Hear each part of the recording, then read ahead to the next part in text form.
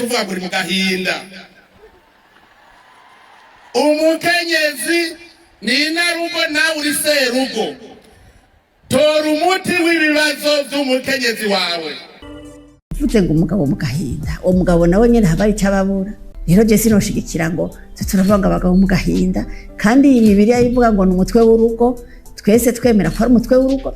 None umutwe w'urugo ugiye mu gahinda basigaye bice bigenda. Ngo ni muntu ntunganiriza. Hariho ikintu yavuze ngo hari umunsi mukuru w'ibiti, ngo hari umunsi mukuru w'inzu, ngo hari umunsi mukuru w'abigeme, ngo w'abakenyezi, ngo abagabo nabo ntibagira umunsi mukuru. Nimuwihe ubugabo ntibwihaba.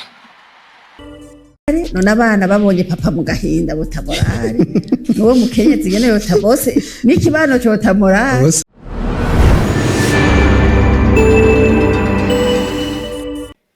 Ntushobora kuba uri serugo ucuvuga ngo uri mu gahinda. Umukenyezi ni inarugo nawe uri serugo. Tora umuti w'ibibazo by'umukenyezi wawe. Kuko kenshi aho babiva n'abagabo bashaka gufata abakenyezi babo nk'uko umenga n'ibikoko batunze. Umukenyezi n'umuntu. Umugabo ati ko ari mu gahinda azazi wanje.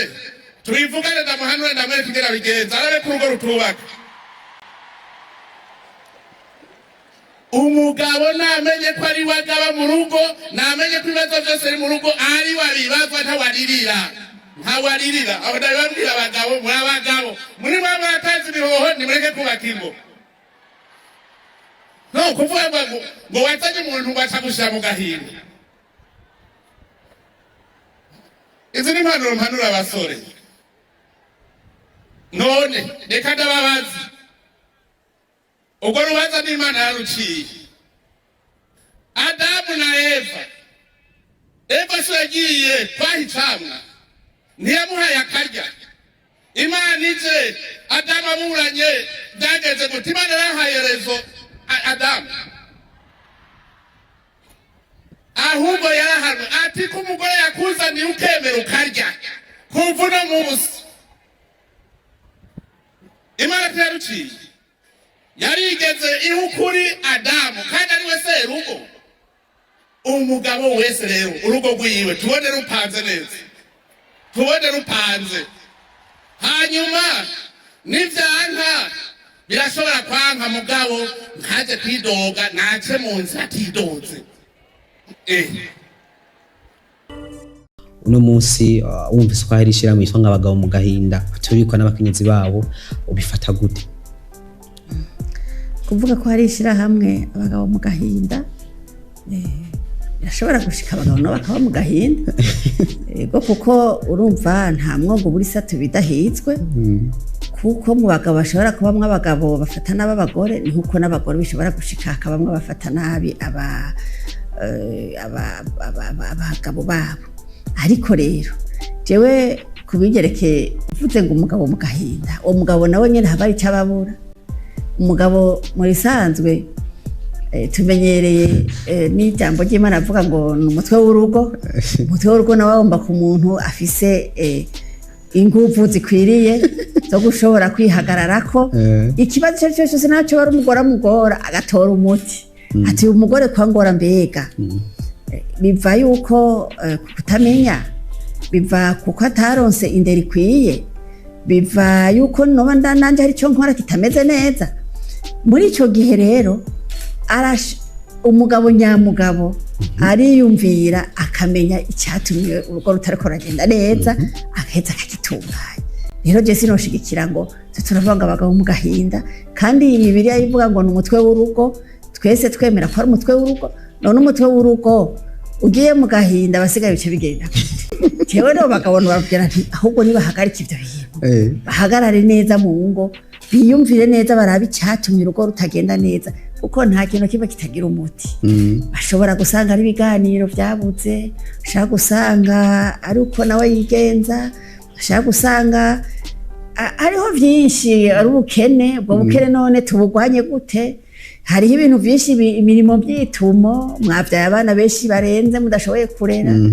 Ugasanga rero mu rugo ibintu ntibikwiye, abantu bagatangura kubana nabi, ugasanga ari umugabo ati umugore ansaba byinshi ntafise none abo bana ntiwase wababyaye wabona kabura. Rero hariho ibintu umuntu nko kuba bitarashikira novuga nti bisaba yuko umuntu ari we wese yama yitunganije yama yikontorora akaraba ati mbega ibintu bigomba gusambura ingoni ibi uko burya byinshi birahagarara ku bukene, birahagarara no kutaba abantu bataganira atandero ikwiriye umuntu yaronse ngo hanyuma rero amenye ingene yifata mu bintu.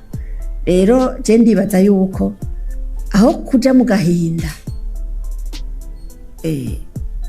abantu ubwo bohaguruka bakiyumvira inyishu zotorerwa ibibazo bafise kugira ngo ntudusanga abantu bataye morale none abana babonye papa mu gahinda buta morale nuwo mukenyezi nyene yota bose n'ikibano cyota morale bose bacaja mu gahinda. Wani muntu nganiriza hariho ikintu yavuze ngo hari umunsi mukuru w'ibiti, ngo hari umunsi mukuru w'inzu, ngo hari umunsi mukuru w'abigeme, ngo w'abakenyezi, ngo abagabo nabo nibagire umunsi mukuru. Ni muwihe ubugabo ntibwihabwa, ubugabo burihabwa. Bashaka ko tuzoja muri stade gute? Bashaka tuja muri stade? Jewe ndazi ko ntashe muhira bacavuga ngo paparaje, je ndabizi. Ndazi ko madaba atavuga ati wumvise paparaje. No kuvuga abagabo ntitwabera abagabo, nimwe abagore mwaje kutugaba.